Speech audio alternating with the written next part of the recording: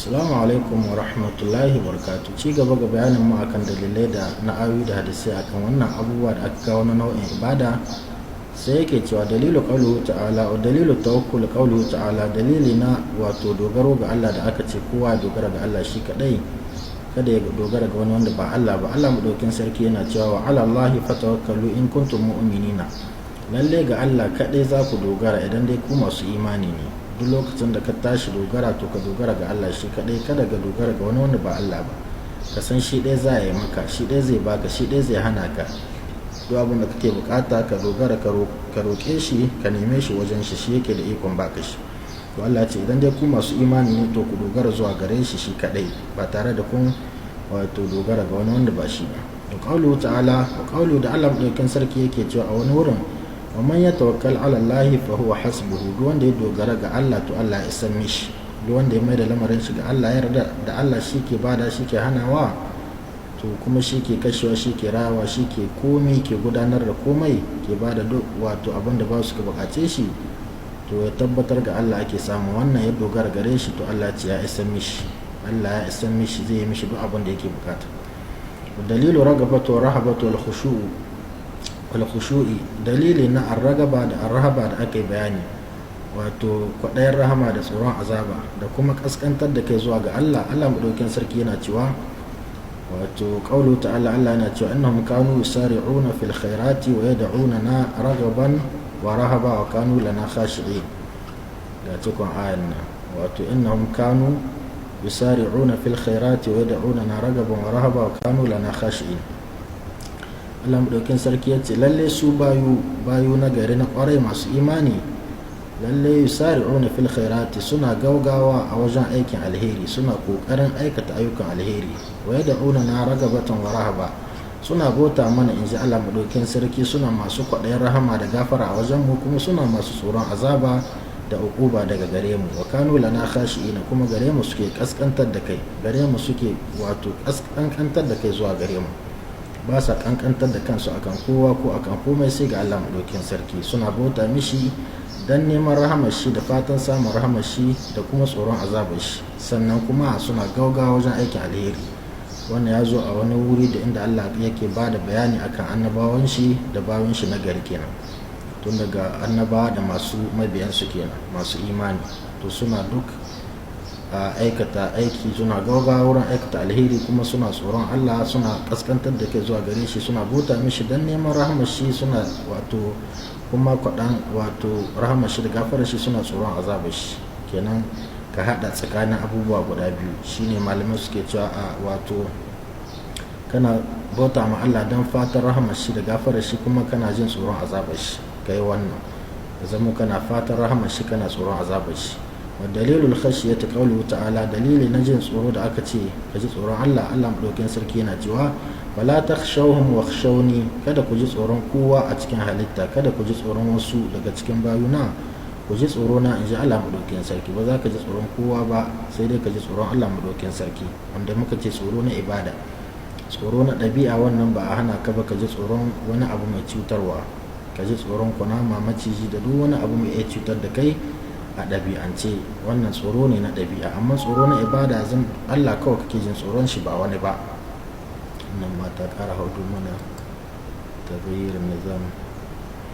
Yawa dalilul inabati qawluhu ta'ala, dalili na koma zuwa ga Allah da aka ce masu wato mutane na kwarai bayu na gari suna koma zuwa ga Allah, su tuba zuwa gare shi, sannan kuma suna mai da lamarin su zuwa gare shi, suna zamowa wato masu dawowa zuwa gare shi da bautar shi da kuma kiyaye wato sabon shi. Sai Allah madaukakin sarki yana cewa, to yake qaulu ta'ala, Allah madaukakin sarki yana cewa anibu ila rabbikum wa aslimu lahu, ku koma zuwa ga ubangijinku, sannan ku miƙa wuya zuwa gare shi, ku tuba ku dawo zuwa ga Allah, ku yi bautar shi, ku kuma kiyaye wato sabon shi. Wa aslimu lahu, kuma ku wato miƙa wuya, ku jaru zuwa ga dokokin shi. Abinda Allah ya ce ku yi, wanda ya ce ku bari, ku zan kuna masu miƙa wuya zuwa ga Allah, kuna koma zuwa gare shi, kuna bauta mishi, kuma kuna jin tsoron saba mishi, kuna kiyaye wato sabon shi. Wa dalilul isti'anati, dalili na neman taimako da aka yi bayani, za ka nemi taimako, ka nemi taimakon Allah madaukakin sarki qawlu ta'ala Allah madaukin sarki yana cewa iyyaka na'budu wa iyyaka nasta'in a cikin suratul fatiha da Allah kawo siga ta wato bayan shi suna kiran shi suna bautar shi suna cewa iyyaka na'budu wa iyyaka nasta'in, ya kai ubangijin mu kai kadai muke bauta ma kuma kai kadai ne muke neman taimakonka, bauta da muke domin ka muke kai kadai ya Allah, sannan kuma kai dai muke neman taimako zuwa gare ka da duk abin da muke neman taimako to gare ka muke neman taimakon shi.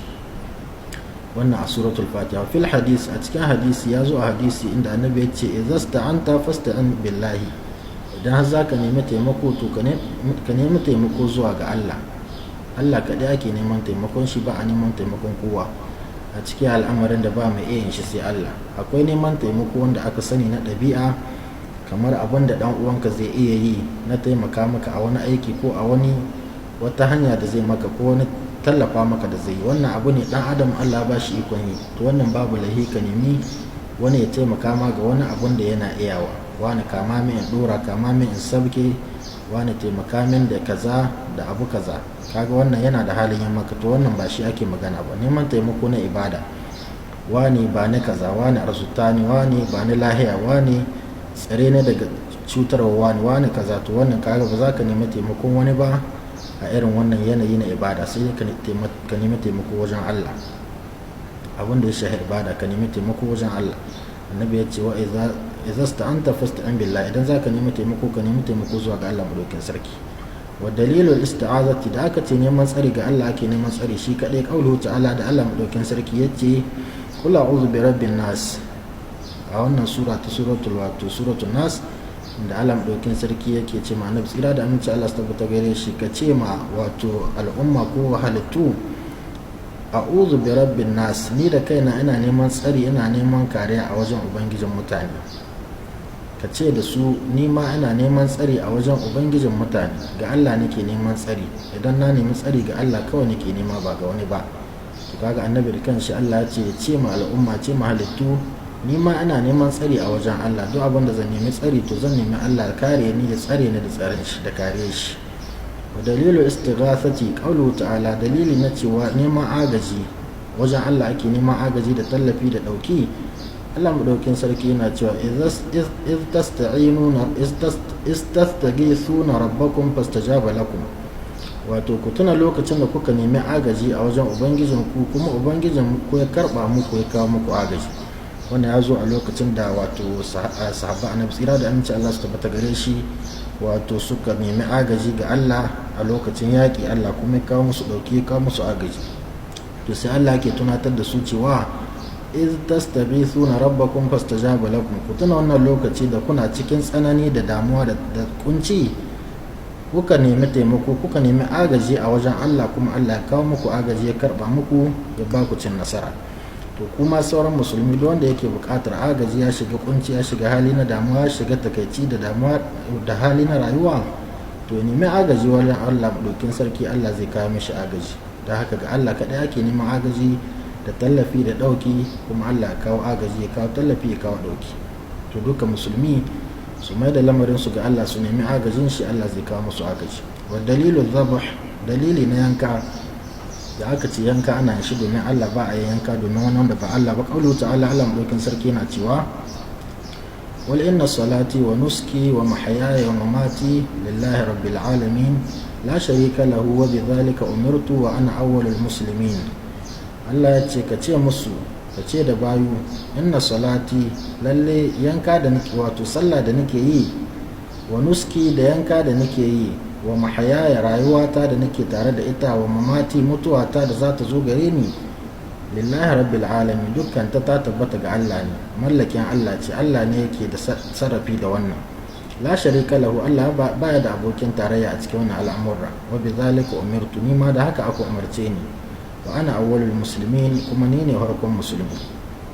Allah ce ma annabi tsira da aminci Allah saboda gare shi, ka ga ma halittu, ka ga ma bayuna, yanka da nake yi, sallah da nake yi, da sallata da yanka na, duk ibadata da nake tun daga sallah da yanka, wato da kuma rayuwata kanta, ita rayuwata da nake tare da ita, mutuwata kuma da za ta zo gare ni, dukkan su wannan ba ni nake tasarrufi da su ba su ni nake da mallaki akan su ba, a duka na Allah ne shi kadai, ba shi da abokin tarayya. kuma haka Allah umarce ni